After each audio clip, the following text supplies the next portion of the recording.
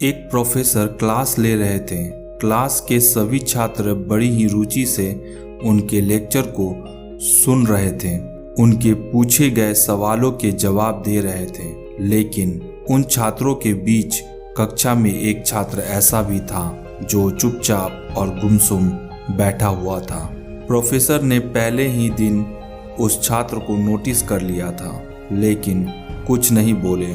लेकिन जब 4-5 दिन तक ऐसा ही चला तो उन्होंने उस छात्र को क्लास के बाद अपने केबिन में बुलवाया और पूछा, तुम हर समय उदास रहते हो, क्लास में अकेले और चुपचाप बैठे रहते हो, लेक्चर पर भी ध्यान नहीं देते, क्या बात है, कुछ परेशानी है क्या?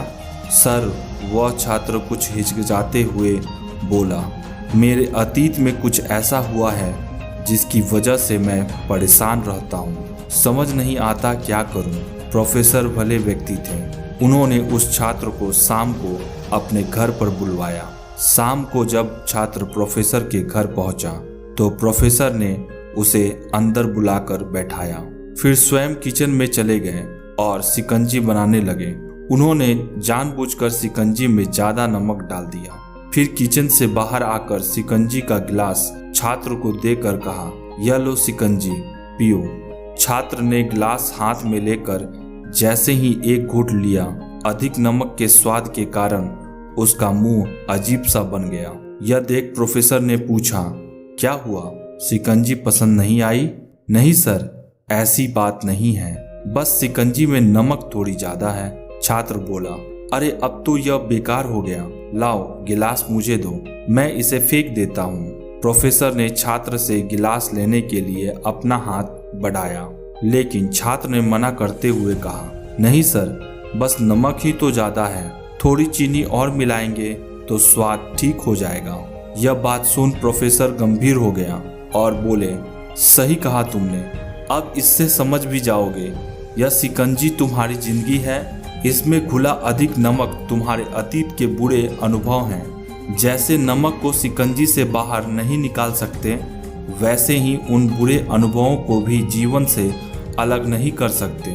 वे बुरे अनुभव भी जीवन का हिस्सा ही हैं। लेकिन जिस तरह हम चीनी घोलकर शिकंजी का स्वाद बदल सकते हैं, वैसे ही बुरे अनुभवों को भुलाने के लिए जीवन में मिठास तो घोलने पड़ेंगे। इसलिए मैं चाहता हूँ कि तुम अब अपने जीवन में मिठास घोलो। प्रोफेसर की बात छात्र को समझ में आ गई। उसने निश्चय किया कि अब वह बीती बातें से परेशान नहीं रहेगा।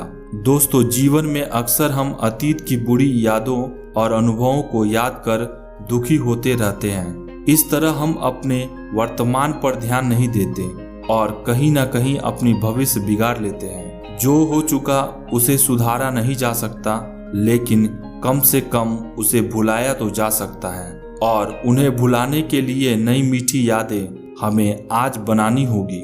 जीवन में मीठी और खुशनुमा लम्हे को लाइए, तभी तो जीवन में मिठास आएगी।